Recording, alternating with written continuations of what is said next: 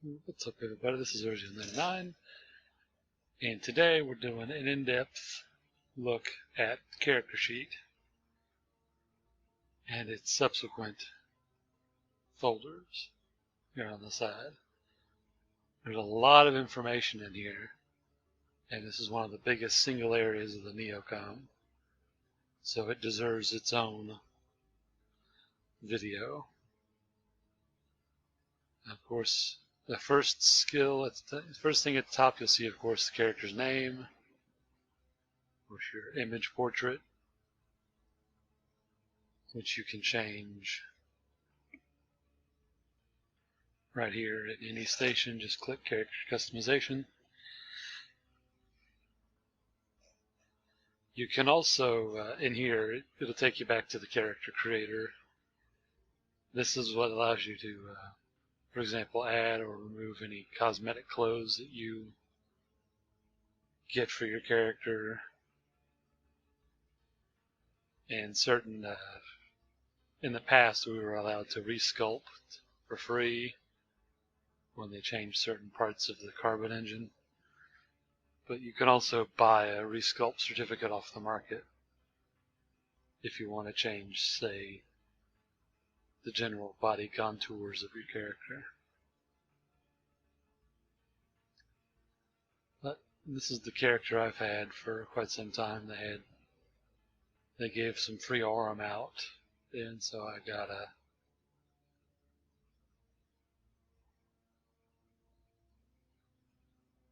couple things with it just to say I did it. Of course, you can click on it and get your full-size photo. You can do a full rendering of your character without having to go into the captain's quarters. So that's fairly decent. Then you have your total skill points. As you can see, this character has almost 80.5 million skill points. Not exactly the highest one around. I believe the cap is somewhere around 400 million. Then you've got your home system. So if you ever wanted to remember where your medical clone was established, you can just highlight over here to tell you the system and the station. Then we have your background. When you choose your character, you choose, of course, the nation that you're a part of, and you choose a bloodline, and then your background within that bloodline. The bloodline and ancestry don't mean as much as they used to. Back in the day, it used to dictate what skills you had when you loaded in. Now for the Alpha Clone pilots, all that matters is the race, because that restricts your ability to train certain ships. And you have, of course, your date of birth, which is the day your initial clone was activated. As you can see, for me, it's January 10th, 2011. On this character, at least, I have one character that was born 1 week prior. That would be the actual Urziel99 character. Of course, then we have the school. This indicates which school you chose. Each race has 3 schools to choose from. Background-wise, they say, oh, well, this school is better. For example, each one has a military academy. Each one has a science and industry kind of focused school, and then each one has a general business type school. For example, the Caldari have State War Academy, School of Applied Knowledge, and I think they have the Science and Trade Institute as well. So it's all relative. Then we have, of course, your current corporation that you're a member of, your current security status, and then any bounties that may be placed on your character. If you don't want to see this information, you can just collapse that. It's good if you have, say, a smaller monitor. You want to save some screen real estate.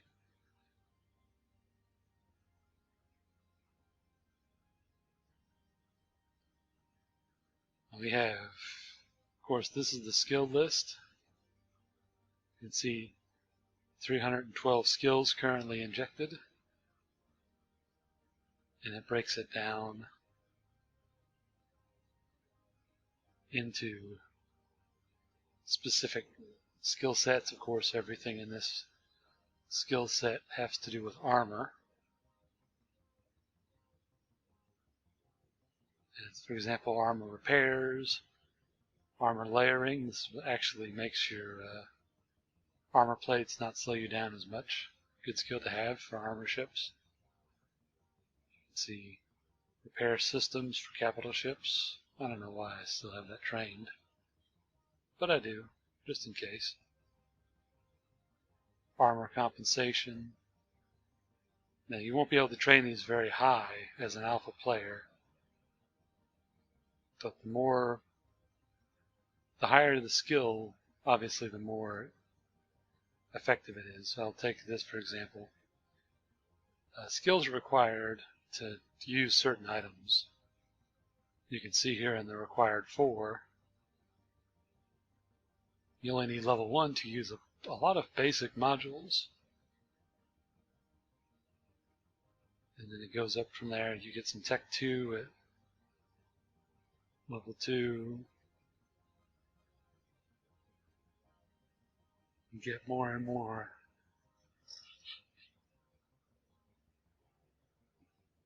Good stuff. And then eventually you'll get the level 5, which is the best Tech 2 stuff you can get. But each skill, in addition to unlocking potentially new skills and more modules, every skill has a passive bonus.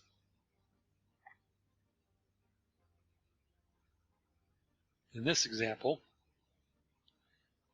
5% bonus to armor health per level. So just by virtue of me sitting in a ship gives it 25% more armor health. It doesn't sound like a lot when you're dealing with a frigate, but if you're sitting in, say, a Dominix with 40,000 armor hit points, and you go sit in it, it becomes a lot tougher nut to crack because it just went up to 50,000 armor hit points just by virtue of you sitting in it. So these skills, especially their combined effect, are very, very powerful. That's why you should never just focus on just getting into a ship. There's so much more to get into a ship. And I'll pull up the ship tree to illustrate an example. As soon as I remember which icon it is. There it is. Shows you how often I use skill tree. Anyway, let's say I want to sit in a Gallente ship. Alright, I want to sit in this Gallente Titan. We'll say the Erebus. Big, huge, nasty Titan. Now, here are the requirements. The things you gotta have. You can see I got a lot of these items checked. I don't have Gallente Titan 1 because that's well, to be perfectly frank, that is a very expensive skill book.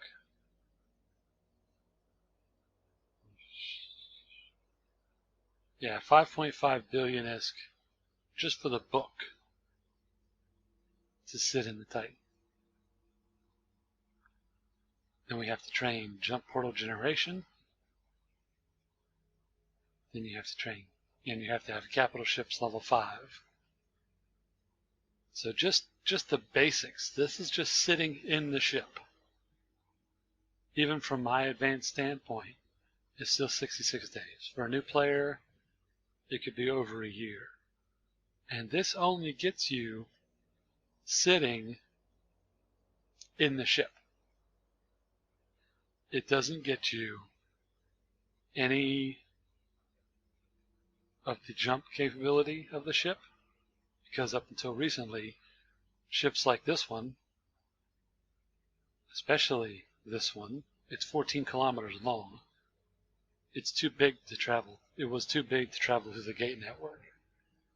The only way it got from place to place was by using its own jump drives. And you have to train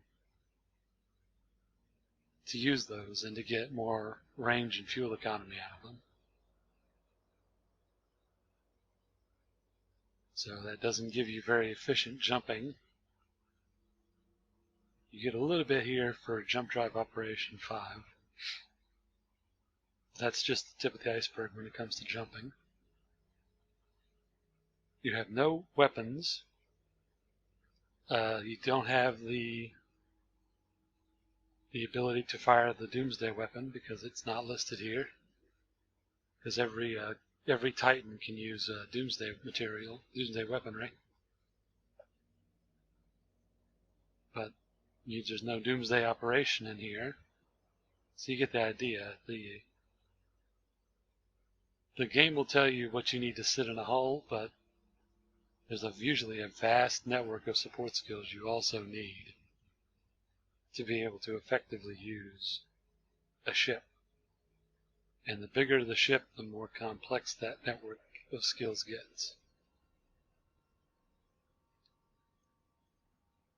And there are some skills that'll probably never be used in Anger. A clear example of that would be industry.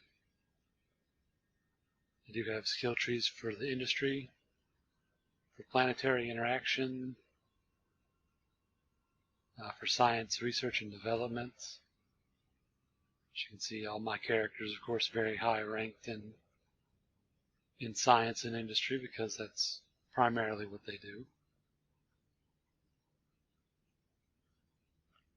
If you want to run a citadel, you'll need to invest in some structure management skills.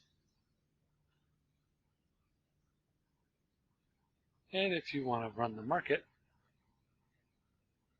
you'd be advised to learn about trade. And if you just want people to like you when you run missions, the social skills tend to help, especially connections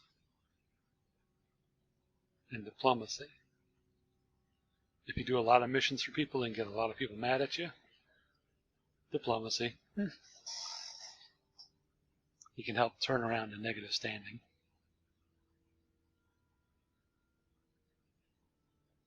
So they won't want to murder zone you as much. But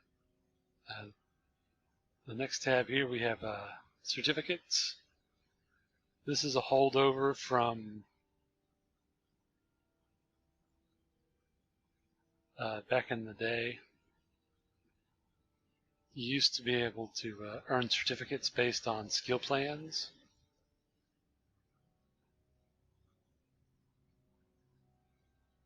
And the higher your skill levels, the more mastery you would get.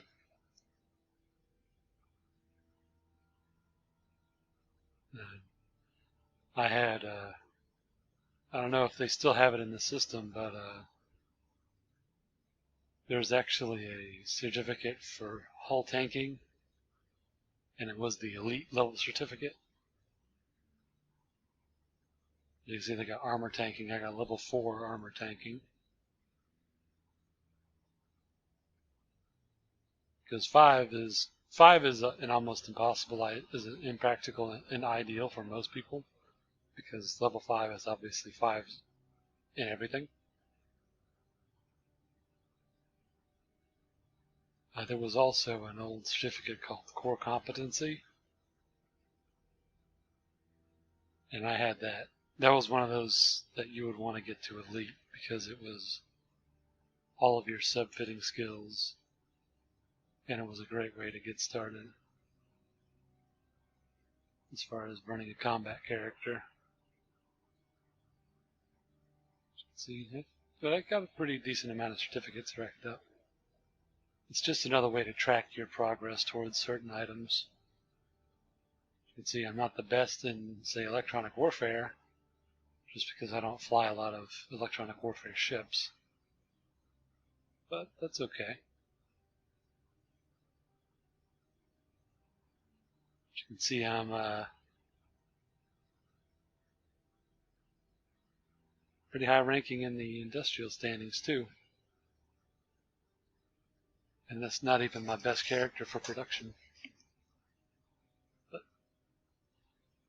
you also can see what you've added and removed from your character through the use of skill extractors. As you can see, I got rid of a lot of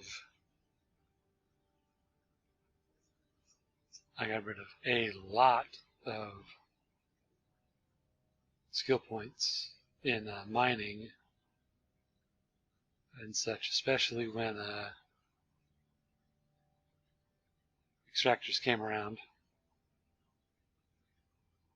The developers are notorious for doing a lot of core changes to the game and not refunding skill points. And I didn't really feel like mining on these characters anymore, so I removed irrelevant skills.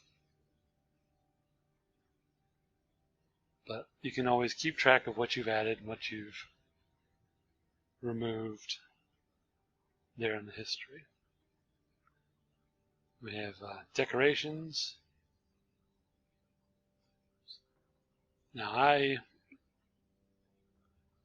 most people don't have decorations because they're basically, it's a corporation giving you a medal or something, and even those that do, they won't display them often publicly. You can see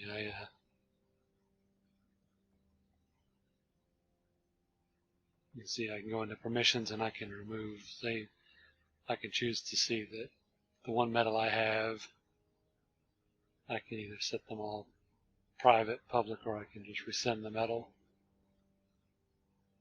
It's one of those systems, it's there, but it's not really used. Then we have ranks. This is primarily for faction warfare. Depending on your standing and your activities within the faction warfare, you can be given ranks by each of the militias. So you go, say I join the Caldari militia, I do a bunch of work for them, eventually I can gain rank. But every militiaman has a rank, even if it's just, the equivalent of like buck private. E1. They'll always have some form of rank if they're in the militia. But it's, like I said, it's one of those things that it's there, but it's not really used.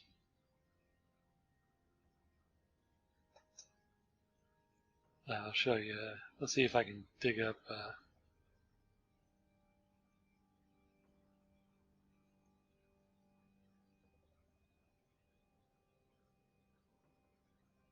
Here's how decorations look in public. Normally a character has no public decorations. But I happen to know that Pukin has medals from his own corporation. Ones that other people have given him. It's like the Lost in, they made one for getting lost in wormholes when wormholes first came out. That was one of his. And then we have attributes, which is vastly more important. Attributes determine the rate at which you skill train. And the balance of these attributes will favor what type of skill trains faster. As you can see, I've got 27 points in perception, 21 in willpower, and then just 17 in everything else. That's because I'm currently favorably mapped. That's what the remapping is for, and I'll show you that here. Once a year, you can change the balance of neurons in your brain, effectively making you train skills at better rates. I have chosen to map this setup for perception and willpower at the expense of memory, intelligence, and charisma to emphasize speed in training combat ships as well as weapon systems. Items like industry skills or armor and shield support skills use intelligence and memory. And I'll demonstrate here.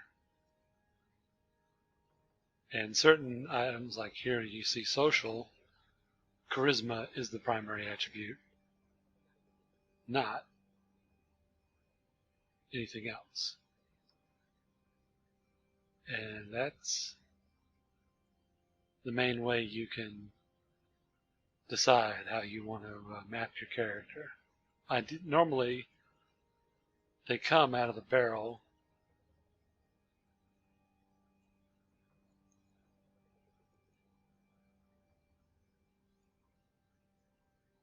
set up like this, even remap. And this is good for the beginner because it keeps your training cues on an even keel, where you're going to be training numerous levels of different things at the same time. Once you've gotten organized and you've got a good foundation of core skills under you, then you can decide, well, I want to take this character down the industry path. So then you can map for perception or memory and intelligence and speed train all the industry skills. Or you can say, well, I want to do, ship-based stuff, mission running and combat. So you train all your armor, and shield, your electronic warfare stuff with memory intelligence for a bit. And then you switch to perception and willpower to do your ships and weapons.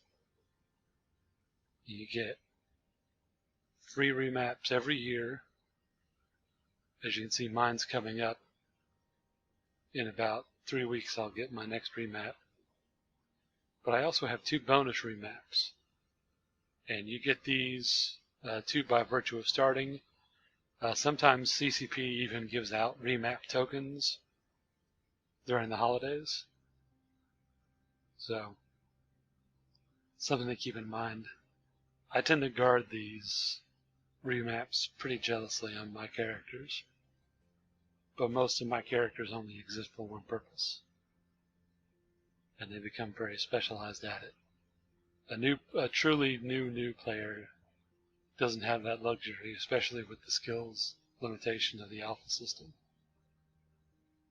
So you want to keep to a more even keel to start with. Then we have augmentations. This is another kind of big category. Augmentations are essentially implants. They are things that you jack into your brain to make you do things better. There are 10 slots for implants in your body, essentially in your brain. And each one, the first 5, can alter attributes. And I'll give you an idea. For example, the first slot, you can get the ocular filter. It's a bonus to your perception. So you can stack an implant on top of your remap to make you train even faster. That's the upside. You get a bonus to your training time. There is a downside, however. These implants, especially the most powerful ones, are extremely expensive. The most powerful implant sets, beyond the regular just plus improvements you see here, this is already a pretty expensive implant because it's +5. You're talking probably, what, 100 million for this one? Yeah, 110 million. Yeah. So not cheap in any stretch of the imagination. But there are special set implants that are developed by the pirate factions that are even more powerful. A common example is the slave set. Now this implant set is developed by Sansha's Nation, and it has, of course, a big bonus. This is a high grade set, so it's +4 bonus to its attribute that it modifies. And then there's a secondary effect. You can see 1% bonus to armor and hit points. Now, on paper, that doesn't seem like a lot, but this is where the compounding factor comes into play. This set, the high-grade slave set, is a set of 6 implants. There's an alpha, beta, as you can see, I'm going to illustrate here.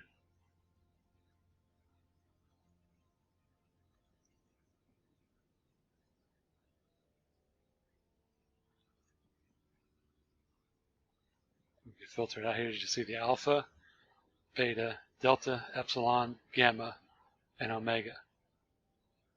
These first 5 are standard attribute implants that provide a bonus to your character's attributes. In addition to the bonus, as you can see this, now it's going up. 3% bonus, 5% bonus, 4%. So we've got 1, 2, so that's 3, 7, 12, 15, and then another 50% on top if you have the slave omega plugged in to one of your hardwiring slots.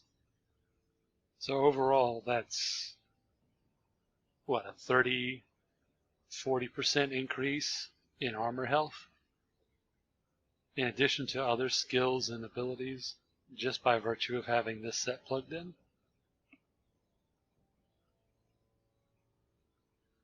These sets are typically the domain of very powerful capital ship pilots, especially armor-based Titans and supercarriers. These implants are almost a mandatory requirement,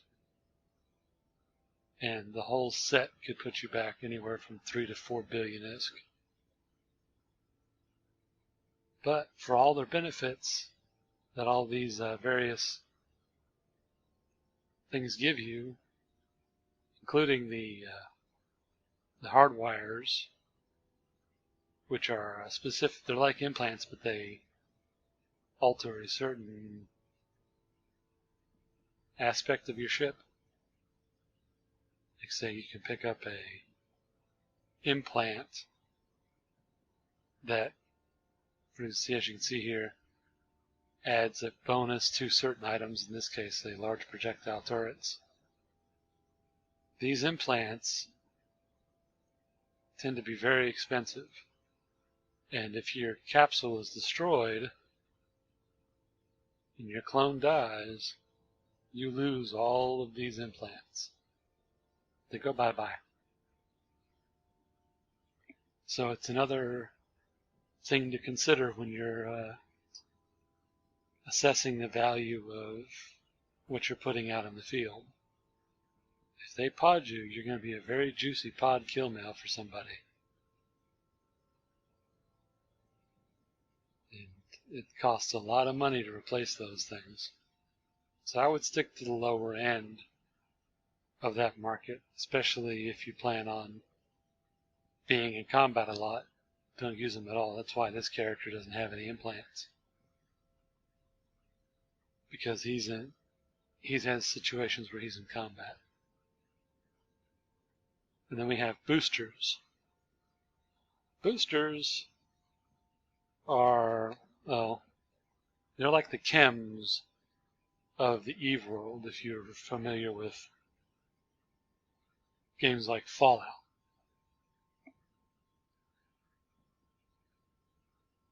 They're essentially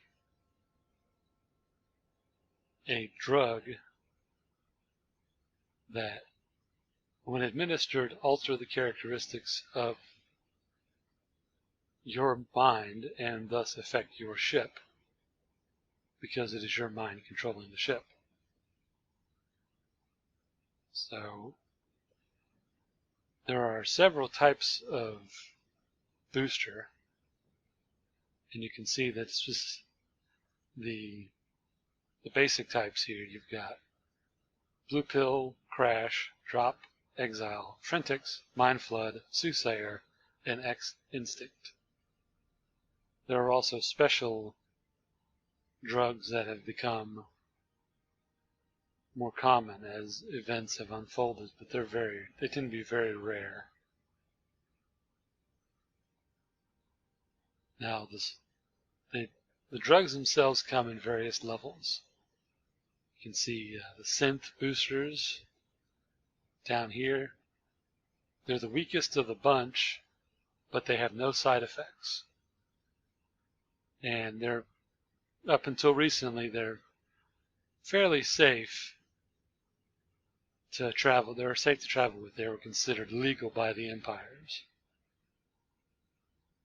When you move into things like standard, improved, and strong, that was the hard stuff, especially strong.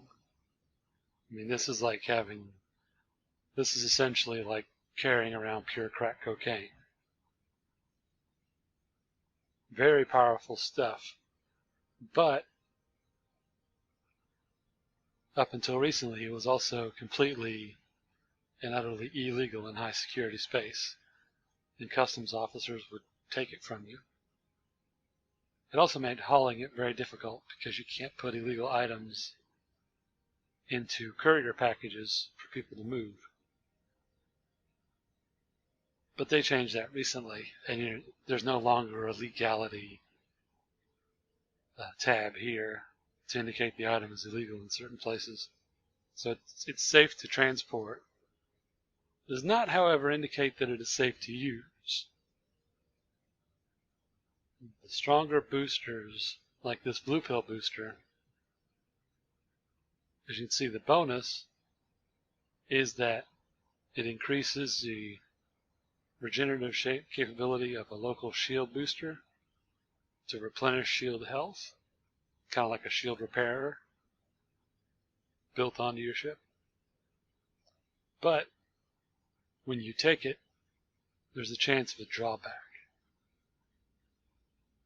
And those drawbacks, you can stack one or several of these drawbacks. The roll is independent. So once you take this drug, you will get this. There's no question. However, you may also lose 30% of your shield capacity. you could lose 30% of your optimal range on your guns. You could take a missile projection penalty. You could lose capacitor capacity. You could lose all of these things. The thing about drugs, boosters, is they have especially the most powerful ones, have a very severe trade-off. You only need the skilled biology to use chemicals like this. But you'll want to invest in neurotoxin abilities. As you can see here, like I have biology to a 4, so I can technically use drugs, but I don't get the full attribute duration out of it because I know I'm trained to 5. And then if I trained neurotoxin control and neurotoxin recovery, which are pretty rare and expensive skill books, I could reduce the severity of these side effects and potentially negate the side effects altogether. For example, here you can see per level this reduces by 5% the chance of a negative side effect. So you train this to 5 and you can only have a 5% chance of a side effect. You have neurotoxin control, which reduces the side effect, takes the edge off the side effect if you happen to roll one. But as I said, these books are fairly rare and very expensive. And unless you plan on actively using a lot of drugs, I wouldn't bother. As far as production, I avoid drug production because it can only be done in low security. The drugs may be legal, but that doesn't mean that the empires are very keen on the thought of you cooking meth in their stations or in orbit around their planets. At least not in civilized space.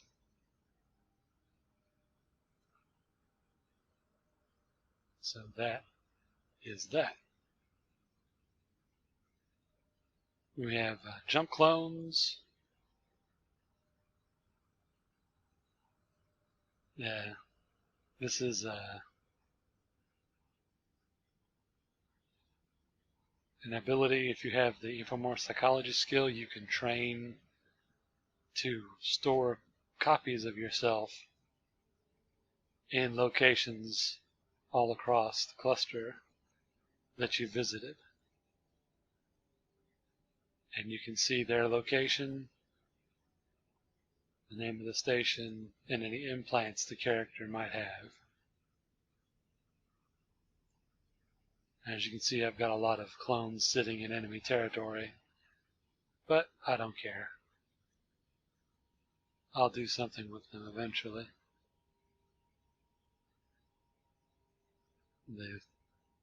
These clones in null security, they can't do anything to me as far as me jumping to these locations.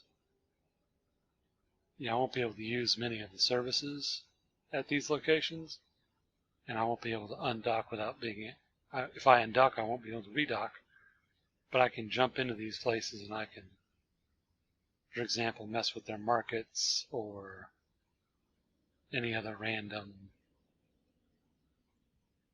chicanery I want to get up to. They can't make me leave, essentially. It costs 900,000 credits to use service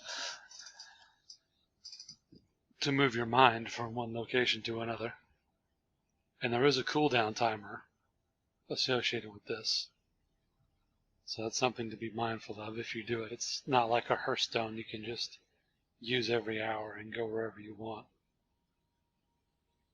You have to have been to these places first. That's the way these jump clones work. So you can also destroy a remote jump clone if you're at capacity.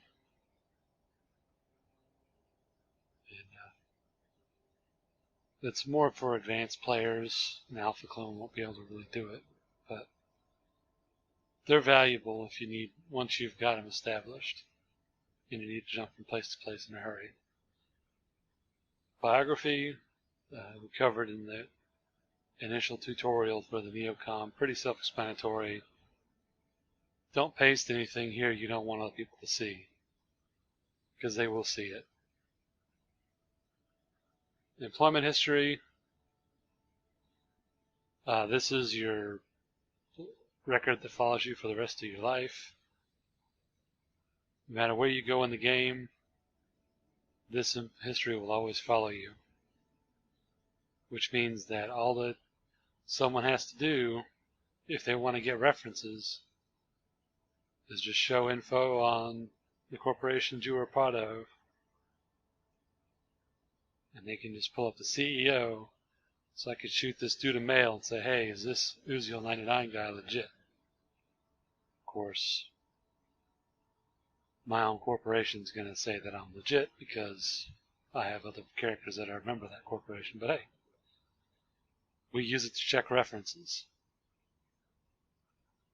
You know, we look at it. This is what people look at when they screen recruits. They'll look at this history.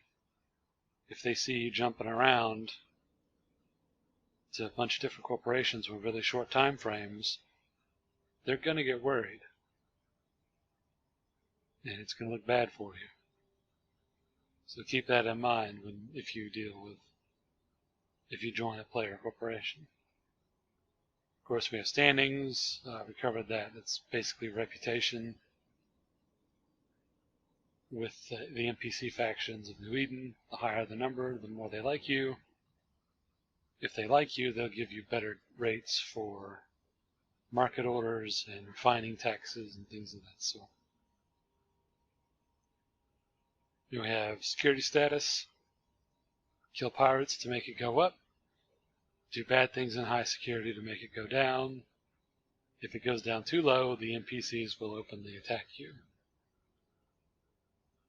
You want to keep it above -2 to keep NPCs from openly attacking you.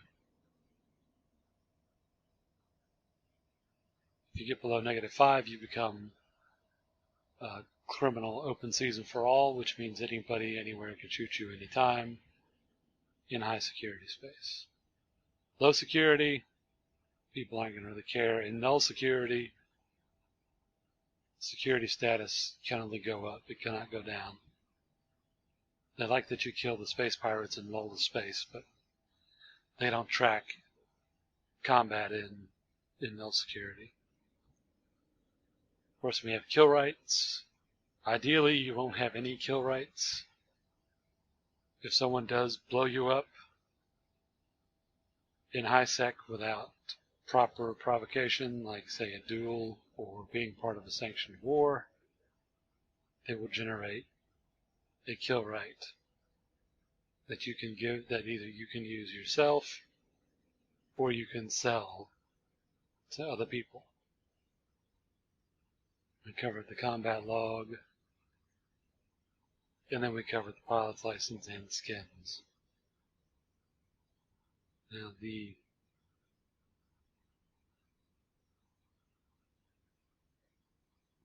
skins are definitely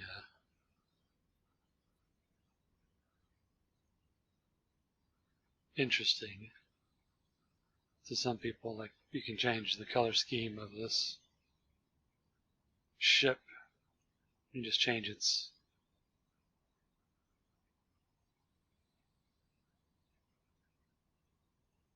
color of it here with the different family colors. Personally, I'm more of a I'm more of a distance, big fleet action guy. I don't really care what your ship looks like. I can't see it. But that'll do it for the character sheet. It's a lot of stuff in here. But the main thing to emphasize, always be training a skill. No matter what it is, no matter how mundane it is, never not be training a skill.